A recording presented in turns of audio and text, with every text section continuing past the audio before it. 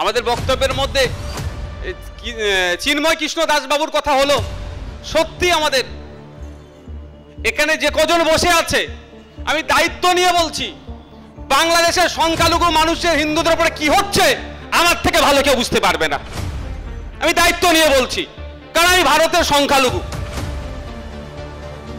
Maximum আছেন, আমি সবাইকে সম্মান জানিয়ে বলছি, যে যার একটা অ্যাঙ্গেল দিয়ে বেরিয়ে যেতে চাইছে।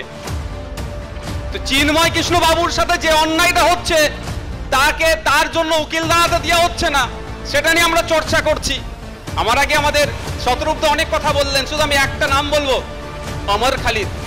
প্রায় 1570 দিন হতে চলেছে, পার হচ্ছে, তার বিনা বিচারে জেলে আছে। ব্যাপারটা যে সে যদি দোষী হয়, তার জন্য দেশের আইনে আইপিসি সিআরপিসি যদি এখন পরিবর্তন হয়েছে, নাম চেঞ্জ হয়েছে, তার বিচার করে প্রয়োজনে তাকে ফাঁসিতে টাঙিয়ে দিক, তার পরিবার তার লাশ নেবে না, জানাজা পড়া তো দূরের কথা, দাফন করা তো দূরের কথা।